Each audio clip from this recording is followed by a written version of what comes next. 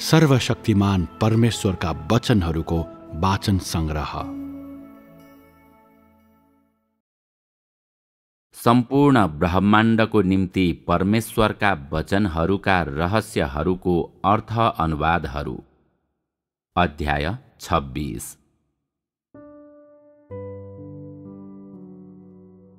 परमेश्वरले बोल्नुभएका सबै वचनबाट के देख्न सकिन्छ भने बितेर जाने हरेक दिनसँगै परमेश्वरको दिन नजिकिँदैछ।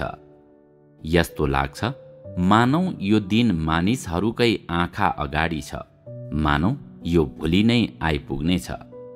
तसर्थ परमेश्वरका वचन पढिसकेपछि सबै मानिस आतंकित हुन्छन् र तिनीहरूले हल्का वर्षासँगै बतास चल्दा झर्ने पातहरू जस्तै संसारको केही विनाश पनि अनुभूति गर्छन्। मानिसहरूको नाम निशानै मेटिन्छ, मानौ तिनीहरू सबै पूर्ण रूपमा लोप भएका छन्। हरेकले अशुभ अनुभूति गर्छन् र सबै मानिसले कठिन प्रयास गरे पनि र परमेश्वरको इच्छालाई सन्तुष्ट पार्ने प्रयास गरे पनि, अनि परमेश्वरको इच्छा सहज रूपमा र बाधारहित रूपमा अघि बढोस् भनेर हरेक व्यक्तिले परमेश्वरको अभिप्रायलाई सन्तुष्ट तुल्याउन आफ्नो सारा सामर्थ्यको प्रयोग गरे पनि, त्यस्तो भावनामा सधैँ पूर्व चेतावनीको अनुभूति मिसिएको हुन्छ। आजका वाणीहरूलाई लिऊँ। यदि यी वाणी धेरै मानिसलाई सुनाइएको र समस्त ब्रह्माण्डको निम्ति घोषणा गरिएको भए सबै मानिस घुँडा टेकेर रुने थिए, किनभने आत्मिक मामिलाहरूलाई बुझ्ने सबैले म सारा पृथ्वीलाई रेखदेख गर्नेछु र संसारको पूर्वमा धार्मिकता, प्रताप, क्रोध र सजाय सहित देखा पर्दै असंख्य मानव जाति माझ आफैलाई प्रकट गर्नेछु भन्ने वचनहरूमा परमेश्वरको सजायबाट कोही पनि उम्कन सक्दैन र सजायको कष्ट भोगिसकेपछि सबै मानिसलाई तिनीहरूको प्रकार अनुसार अलग गरिनेछ भन्ने कुरा देख्छन्। साँच्चै नै यो परमेश्वरको कामको एउटा चरण हो र यसलाई कसैले पनि परिवर्तन गर्न सक्दैन। जब परमेश्वरले संसारको सृष्टि गर्नुभयो, जब उहाँले मानव जातिलाई अगुवाई गर्नुभयो, तब उहाँले आफ्नो बुद्धि र आश्चर्यजनकता देखाउनुभयो र उहाँले यस युगलाई समाप्त गर्नु भएपछि मात्रै मानिसहरूले उहाँको साँचो धार्मिकता, प्रताप, क्रोध र सजायलाई देख्नेछन्। यसको साथै सजाय मार्फत मात्रै तिनीहरूले उहाँको धार्मिकता, प्रताप र क्रोधलाई देख्न सक्छन्। आखिरी दिनहरूको अवधिमा परमेश्वरको देह धारण अत्यावश्यक र अपरिहार्य भए झैं यो बाटो पनि हिँड्नु अत्यावश्यक र अपरिहार्य छ।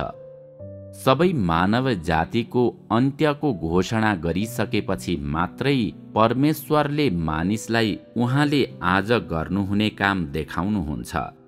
उदाहरणको लागि परमेश्वर भन्नुहुन्छ, पुरानो दिनको इस्राएल अब रहेन र आजको इस्राएल संसारमा ठाडो हुँदै र उच्च हुँदै खडा भएको छ र सारा मानव जातिको हृदयमा खडा भएको छ।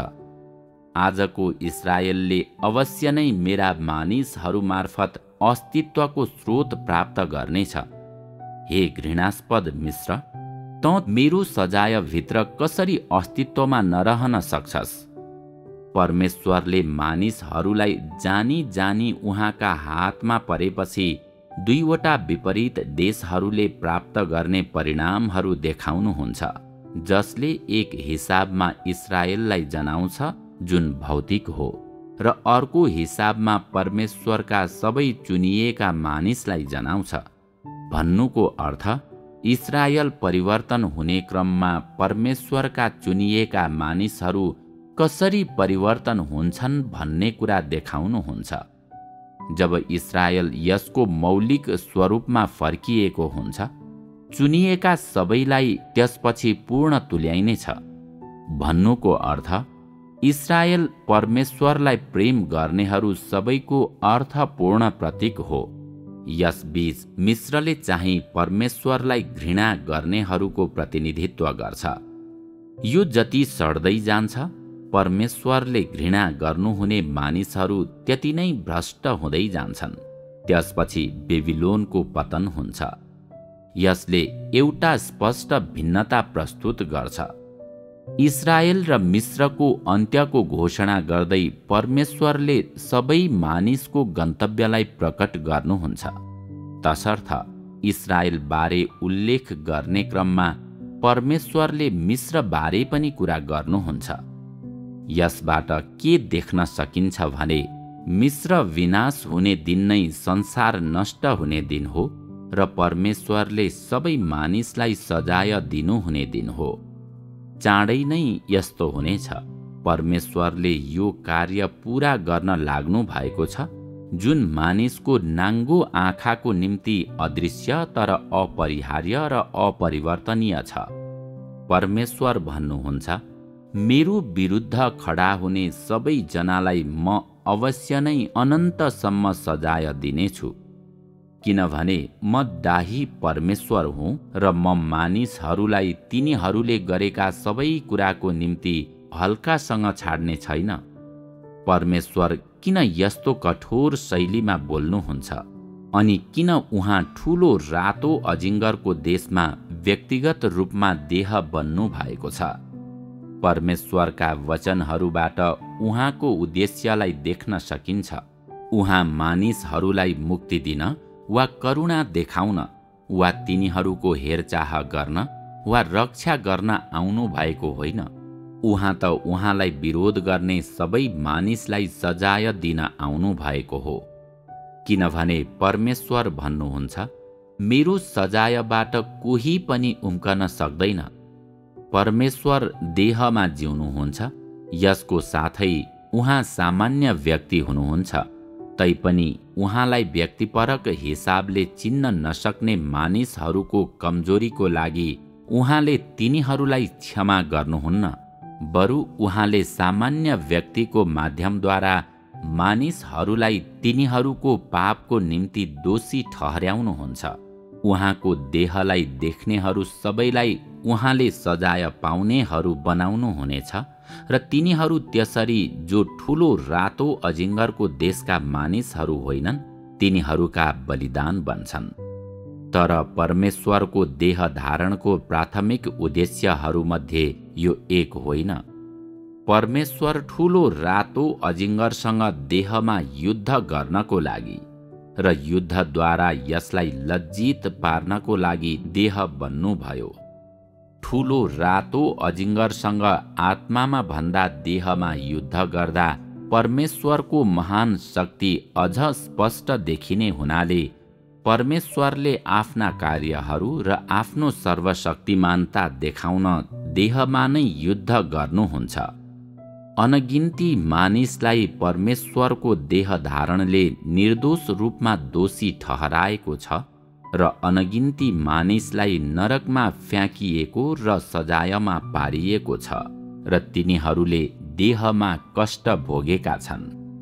यो परमेश्वरको धर्मी स्वभावको प्रदर्शन हो र परमेश्वरलाई विरोध गर्नेहरू आज जसरी परिवर्तन भए पनि परमेश्वरको धर्मी स्वभाव कहिल्यै पनि परिवर्तन हुने छैन। एक पटक दोषी ठहरिएपछि मानिसहरू सदा सर्वदाको लागि दोषी ठहरिन्छन्, फेरि कहिल्यै खडा हुन सक्दैनन्। मानिसको स्वभाव परमेश्वरको जस्तो हुन सक्दैन। परमेश्वरको विरोध गर्नेहरूप्रति मानिसहरू घरि तातो घरि चिसो हुन्छन्। तिनीहरू घरि दायाँ घरि बायाँ जान्छन्, घरि माथि घरि तल हुन्छन्। तिनीहरू कहिल्यै पनि स्थिर रहन सक्दैनन् र भित्रैदेखि परमेश्वरको विरोध गर्नेहरूलाई तिनीहरू कहिले घृणा गर्छन्, कहिले मित्र बनाउँछन्। मानिसहरूले परमेश्वरको कामलाई नचिन्ने हुनाले आजका परिस्थितिहरू आएका हुन्। परमेश्वरले किन यस्ता वचनहरू बोल्नुहुन्छ? स्वर्गदूतहरू आखिर स्वर्गदूतहरू नै हुन्। परमेश्वर आखिर परमेश्वर नै हुनुहुन्छ। भूतात्माहरू आखिर भूतात्माहरू नै हुन्, अधर्मीहरू अझै पनि अधर्मी नै हुन्, अनि पवित्र जनहरू नै हुन्। के तिमीहरू यसलाई बोध गर्न सक्दैनौ? के परमेश्वरले गलत रूपमा याद गर्नु भएको हुन सक्छ? तसर्थ परमेश्वर भन्नुहुन्छ, हरेक व्यक्तिलाई उसको प्रकार अनुसार अलग गरिन्छ र थाहै नपाई तिनीहरू आफ्नो परिवारको काखमा फर्कन्छन्। यसबाट के देख्न सकिन्छ भने आज परमेश्वरले सबै कुरालाई तिनीहरूको परिवारमा वर्गीकरण गर्नु भएको छ। त्यसैले अब उपरान्त यो असीमित संसार रहँदैन र मानिसहरूले अब उपरान्त एउटै ठूलो भाँडाबाट खाना खाँदैनन्, बरु तिनीहरूले आफ्नै घरमा आफ्नै भूमिका खेल्दै आफ्नो कर्तव्य पूरा गर्छन्। संसारलाई सृष्टि गर्ने क्रममा परमेश्वरको मूल उद्देश्य यही थियो। प्रकार अनुसार अलग गरिएपछि मानिसहरूले आफ्नै खानेकुरा खानेछन्, अर्थात् परमेश्वरले न्याय सुरु गर्नुहुनेछ। परिणाम स्वरूप परमेश्वरको मुखबाट यी वचनहरू आए, म सृष्टिको पहिलेको स्थितिलाई पुनर्स्थापित गर्नेछु। म हरेक कुरालाई उल्लेखनीय रूपमा परिवर्तन गर्दै सबै कुरालाई तिनीहरूको पहिलेकै रूपमा पुनर्स्थापित गर्छु, ताकि सबै कुरा मेरो योजनाको सामिप्यमा फर्किन सकुन्।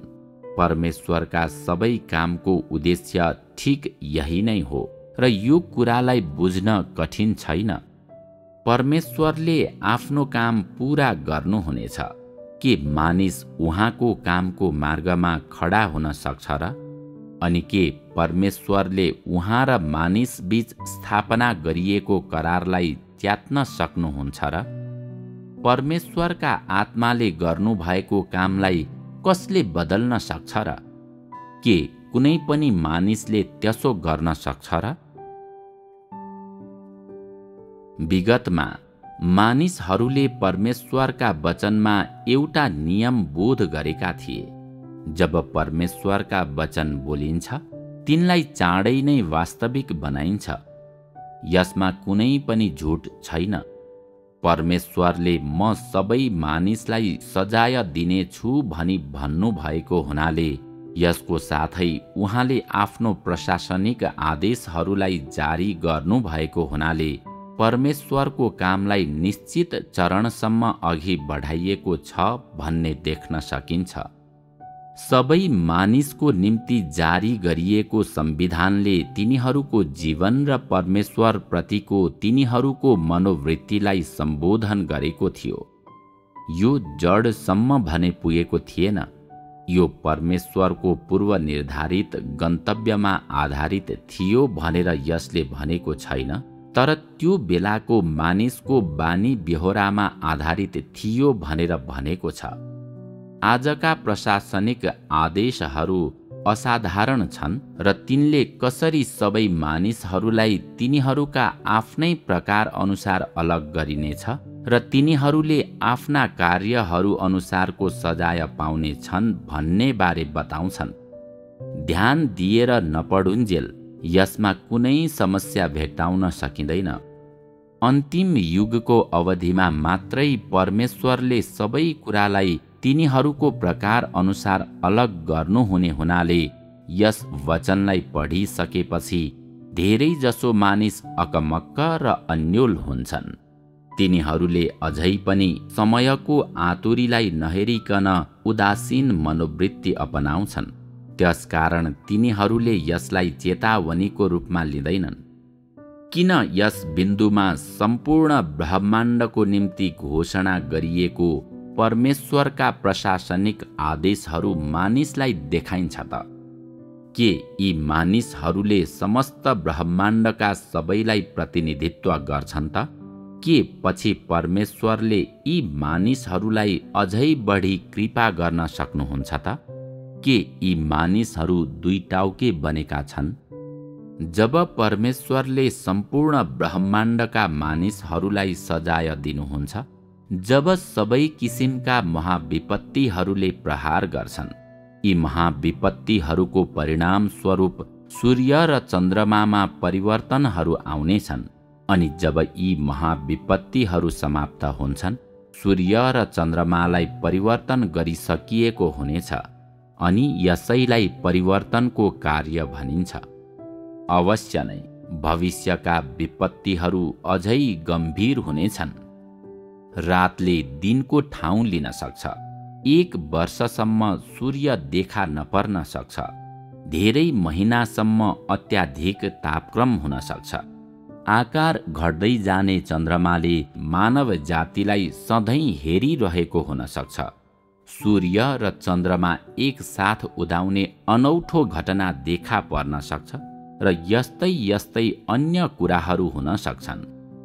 धेरै पटकको चक्रीय परिवर्तनपछि अन्तिममा समय बित्दै जाँदा तिनीहरू नवीकरण हुनेछन्। परमेश्वरले दियाबलसको स्वामित्वमा हुनेहरूको लागि उहाँले बनाउनु भएको योजनालाई विशेष ध्यान दिनुहुन्छ। तसर्थ उहाँले जानी जानी यसो भन्नुहुन्छ, ब्रह्माण्डका मानिसहरूमध्ये दियाबलसका स्वामित्वमा रहेकाहरू सबैलाई समाप्त पारिनेछ। यी मानिसहरूले तिनीहरूको साँचो रङ्ग देखाउनु भन्दा पहिले परमेश्वरले तिनीहरूलाई सधैँ सेवा गर्न लगाउनको लागि प्रयोग गर्नुहुन्छ। परिणाम स्वरूप उहाँले तिनीहरूका कामलाई कुनै ध्यान दिनुहुन्न। तिनीहरूले राम्रो काम गरेको बेला पनि उहाँले तिनीहरूलाई कुनै इनाम दिनुहुन्न, न त तिनीहरूले नराम्ररी काम गर्दा तिनीहरूको ज्याला नै घटाइदिनुहुन्छ। त्यसकारण उहाँले तिनीहरूलाई अवहेलना गर्नुहुन्छ र तिनीहरूसँग रुखो व्यवहार गर्नुहुन्छ।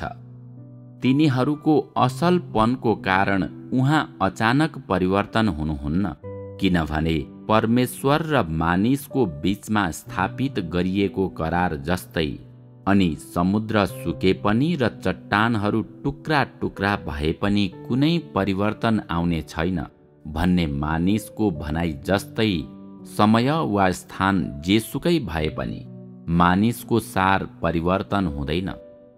तसर्थ परमेश्वरले यी मानिसहरूलाई तिनीहरूका प्रकार अनुसार वर्गीकरण मात्रै गर्नुहुन्छ र तत्परता साथ ध्यान दिनुहुन्न। सृष्टिको समयदेखि आजको दिनसम्म दियाबलसले कहिल्यै पनि आफ्नो राम्रो व्यवहार प्रस्तुत गरेको छैन। यसले सधैँ नै बाधा, खलबली र विरोध पैदा गरेको छ। जब परमेश्वरले काम गर्नुहुन्छ वा बोल्नुहुन्छ, दियाबलसले सधैँ सहभागी हुने प्रयास गर्छ, तर परमेश्वरले यसलाई कुनै ध्यान दिनुहुन्न। दियाबलसबारे उल्लेख गर्ने बित्तिकै परमेश्वरको क्रोध दबाउनै नसकिने गरी पैदा हुन्छ। उहाँहरू एउटै आत्माका नहुनु भएको हुनाले उहाँहरू बीच कुनै सम्बन्ध छैन, दूरी र विच्छेद मात्रै छ। 7 मोहरहरूको प्रकाशपछि पृथ्वीको स्थिति सधैँ झन्झन खराब हुँदै जान्छ र सबै कुरा अलिकति पनि पछि नपरी 7 मोहरहरूसँग काँधमा काँध मिलाएर अघि बढ्छन्। परमेश्वरका वचनहरूभरि मानिसहरूलाई परमेश्वरले स्तब्ध भएको देख्नुहुन्छ, तैपनि तिनीहरू बिउझँदैनन्। उच्च बिन्दुमा पुग्नको लागि, सबै मानिसको सामर्थ्यलाई अघि ल्याउनको लागि, यसको साथै परमेश्वरको कामलाई यसको चरम सीमामै पूरा गर्नको लागि परमेश्वरले मानिसहरूलाई श्रृङ्खलाबद्ध प्रश्नहरू गर्नुहुन्छ। मानौ उहाँले तिनीहरूको पेट फुलाउँदै हुनुहुन्छ र यसरी उहाँले सबै मानिसलाई पुनः भर्दै हुनुहुन्छ। यी मानिसहरूको कुनै वास्तविक कद नभएको हुनाले वास्तविक परिस्थितिहरूको आधारमा फुलाइएकाहरू मापदण्ड अनुसारका सामान हुन्, तर नफुलाइएकाहरू काम नलाग्ने फोहोर हुन्। मानिसलाई परमेश्वरले दिनुभएको मापदण्ड र उहाँले बोल्नुहुने विधिको उद्देश्य यही हो। खास गरी जब परमेश्वरले के पृथ्वीमा हुँदा म स्वर्गमा जस्तो हुन्छु त्यस्तो नभएकोले हो, के स्वर्गमा हुँदा म पृथ्वीमा आउन नसक्ने हुनाले हो, के पृथ्वीमा हुँदा म स्वर्गमा सर्न योग्य नभएकोले हो भनी भन्नुहुन्छ? तब यी प्रश्नहरूले मानिसले परमेश्वरलाई चिन्न सक्ने स्पष्ट मार्गको रूपमा काम गर्छन्। परमेश्वरका वचनहरूबाट उहाँको अत्यावश्यक इच्छा देखिन्छ। मानिसहरू यसलाई प्राप्त गर्न असमर्थ छन् र परमेश्वरले बारम्बार शर्तहरू थप्नुहुन्छ र यसरी सबै मानिसलाई पृथ्वीमा हुनुहुने स्वर्गका परमेश्वरलाई चिन्न र स्वर्गमा हुनुहुने तर पृथ्वीमा जिउनुहुने परमेश्वरलाई चिन्नको लागि स्मरण गराउनुहुन्छ। परमेश्वरका वचनबाट मानिसका स्थितिहरूलाई देख्न सकिन्छ। मेरो बाहिरी स्वरूपमा आफै अनुसन्धान गर्दै सारा मानव जातिले मेरा वचनहरूमा प्रयत्न लगाउँछन्, तर तिनीहरू सबै असफल हुन्छन्। तिनीहरूका प्रयासहरूले कुनै फल फलाउँदैन, बरु तिनीहरू मेरा वचनहरूको प्रहारद्वारा लड्छन् र फेरि उठ्ने आँट गर्दैनन्। परमेश्वरको विरहलाई कसले बुझ्न सक्छ र? परमेश्वरको हृदयलाई कसले सान्त्वना दिन सक्छ र? परमेश्वरले माग्नु भएको कुरामा को उहाँको हृदय अनुरूपको बन्न सक्छ र? जब मानिसहरूले कुनै फल फलाउँदैनन्, तब तिनीहरूले आफैलाई इन्कार गर्छन् र परमेश्वरका योजनाबद्ध कार्यहरूमा साँचो रूपमा समर्पित हुन्छन्। क्रमिक रूपमा तिनीहरूले आफ्नो साँचो हृदय प्रकट गर्ने क्रममा हरेकलाई उसको प्रकार अनुसार अलग गरिन्छ र यसरी स्वर्गदूतहरूको सार परमेश्वर प्रति पूर्ण रूपमा आज्ञा पालन गर्ने हुन्छ भन्ने देखिन्छ। त्यसकारण परमेश्वर भन्नुहुन्छ, मानव जातिलाई यसको मूल स्वरूपमा प्रकट गरिन्छ। जब परमेश्वरको काम यो चरणमा पुग्छ, यी सबै पूरा भइसकेका हुनेछन्। परमेश्वरले उहाँ आफ्ना पुत्रहरू र मानिसहरूका निम्ति उदाहरण हुनुहुन्छ भन्ने कुराबारे केही पनि बताउनु भएको छैन भन्ने देखिन्छ। बरु सबै मानिसलाई तिनीहरूको मूल स्वरूप देखाउन लगाउने कार्यमा ध्यान केन्द्रित गर्नु भएको देखिन्छ। के तिमीहरूले यी वचनहरूको साँचो अर्थलाई बुझ्यौ त?